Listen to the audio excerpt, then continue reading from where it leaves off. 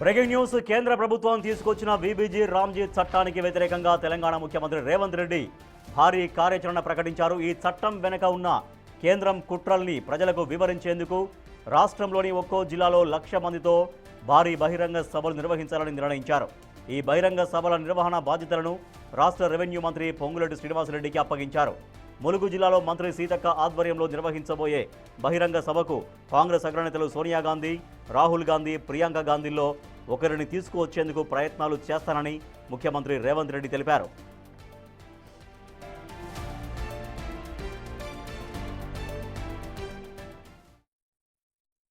ఫిబ్రవరి 3 తారీఖు నుంచి 9 ఉమ్మడి జిల్లాలు ఉన్నాయి. మనకు హైదరాబాదు జిల్లాలో ఉపాధి హామీ ఉండదు కాబట్టి మిగతా గ్రామీణ ప్రాంతాల్లో ఉన్న 9 జిల్లాలలో ఫిబ్రవరి 3 తారీఖు నాడు మహబూబ్ నగర్ జిల్లాలో మొదలుపెట్టి ప్రతిరోజు ఒక్క జిల్లాలో ఒక్కొక్క 1,00,000 మందితోని దీనికి వ్యతిరేకంగా పెద్ద ఎత్తున బహిరంగ సభలు చేద్దాం.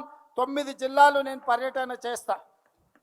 ఫిబ్రవరి 3 తారీఖు నాడు మొదలుపెట్టి 9 జిల్లాలల్లా నరేంద్ర మోడీ గారి యొక్క దుర్మార్గమైన ఆలోచన, పేద ప్రజల యొక్క వ్యతిరేక చట్టం, రైతు కూలీలను కట్టు బానిసలుగా మార్చడానికి చేస్తున్న ప్రయత్నాన్ని తిరస్కరిస్తూ 9 జిల్లాలల్లా పెద్ద ఎత్తున సభలు పెట్టాలి.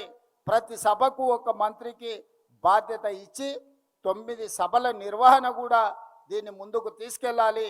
ఈ నిర్వహణ బాధ్యతను, సమన్వయ బాధ్యతను పొంగులేటి శ్రీనివాసరెడ్డి గారిని తీసుకోవాల్సిందిగా నేను చెప్తున్నాను. టోటల్గా పర్యవేక్షణ, ఈ అన్ని కార్యక్రమాల పర్యవేక్షణకు ఈరోజు మహేష్ కుమార్ గౌడ్ గారు, బట్టి విక్రమార్క గారు, అక్క మీనాక్షి నటరాజన్ గారు, వీళ్ళు ముగ్గురు టోటల్ కార్యక్రమాలను పర్యవేక్షిస్తారు.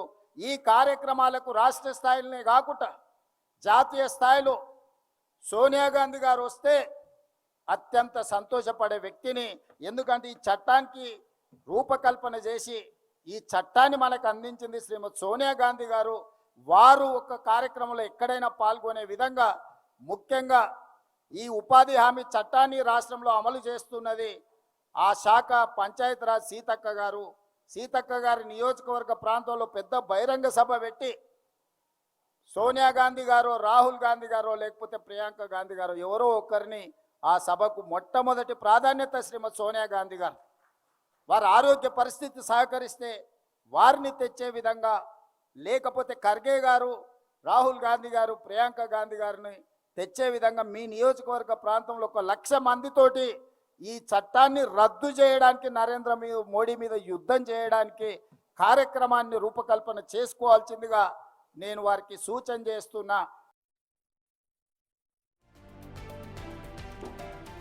కేంద్ర ప్రభుత్వం తీసుకొచ్చిన వీబీజీ రామ్జీ చట్టానికి వ్యతిరేకంగా తెలంగాణ ముఖ్యమంత్రి రేవంత్ రెడ్డి యాక్షన్ ప్లాన్ ప్రకటించారు. ఫిబ్రవరి 3 నుంచి ఉమ్మడి 9 జిల్లాలో, హైదరాబాద్ మినహా ఉమ్మడి 9 జిల్లాల్లో భారీ బహిరంగ సభలు నిర్వహిస్తారని ముఖ్యమంత్రి రేవంత్ రెడ్డి స్పష్టం చేశారు. మా ప్రతినిధి వాసు మరింత సమాచారం ఇస్తారు.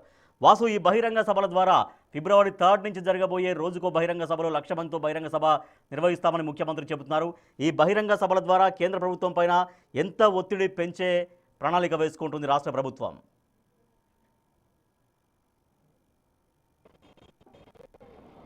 ఈ రోజు అయినటువంటి కాంగ్రెస్ పార్టీ విస్తృతస్థాయి సమావేశాలకు సంబంధించి కూడా ముఖ్యమంత్రి రేవంత్ రెడ్డి చాలా కీలకంగా కూడా మాట్లాడారు. 9 జిల్లాలో 9 మండలాల్లో కూడా 9 బహిరంగ సభలు ఏర్పాటు. ఫిబ్రవరి 3న మహబూబ్నగర్లో ప్రారంభమవుతాయి. కూడా సంబంధించి ఏదైతే ప్రస్తుతం కేంద్ర ప్రభుత్వం పేరు మార్చిందో మహాత్మా గాంధీని తిరిగి నేమ్ ఏర్పాటు చేయాలి. మరోపక్క రాష్ట్రాలపైన 40% ఏదైతే బడన్ పడే విధంగా రూపకల్పన చేసిందో ఖచ్చితంగా దాన్ని వ్యతిరేకిస్తూ ఎంపీ పార్లమెంట్ ఒక మంత్రి, ప్రతి మండలానికి ఒక కీలక వ్యక్తి, జాతీయ స్థాయి నుంచి కూడా గ్రామ స్థాయి నాయకులు ప్రతి మండలాన్ని ఇన్ఛార్జిగా ఉంటూ కూడా ప్రతి గ్రామ పంచాయతీలో తీర్మానం చేసి ఏదైతే ఉపాధి హామీ పథకానికి పేరు మార్చిన అంశానికి సంబంధించి కూడా దేశవ్యాప్తంగా ఏఐసిసి ఏదైతే ఇప్పటికే నిరసన చూపించిందో దాంట్లో భాగంగా మొట్టమొదటిగా ఇప్పటికే తెలంగాణ ప్రభుత్వం శాసనసభలో కూడా రీసెంట్ గా తీర్మానం చేసింది ఆ యొక్క వ్యతిరేకిస్తూ కూడా. కానీ రేపటి నుంచి కూడా పూర్తి స్థాయిలో మంత్రులు, ఎంపీలు, ఎమ్మెల్యేలు, ఎమ్మెల్సీలు అందరూ కూడా సన్నద్ధం కావాలి. పూర్తిగా ఇది దేశవ్యాప్తంగా కూడా చర్చకు రావాలి అన్న అంశం గురించి కూడా ముఖ్యమంత్రి కీలకంగా మాట్లాడడం జరిగింది. అయితే దీనికి మంత్రి పొంగులేటి శ్రీనివాసరెడ్డి 9 బహిరంగ సభలకు సంబంధించి కూడా ఇన్ఛార్జ్ గా ఉంటారు. ఇక ఇన్ఛార్జి ఎవరైతే మీనాక్షి నటరాజన్తో పాటు పిసిసి అధ్యక్షుడు మహేష్ కుమార్ గౌడ్తో పాటు ఇక వీళ్ళంతా కూడా పర్యవేక్షణ బాధ్యతలు చేపట్టబోతున్నారు.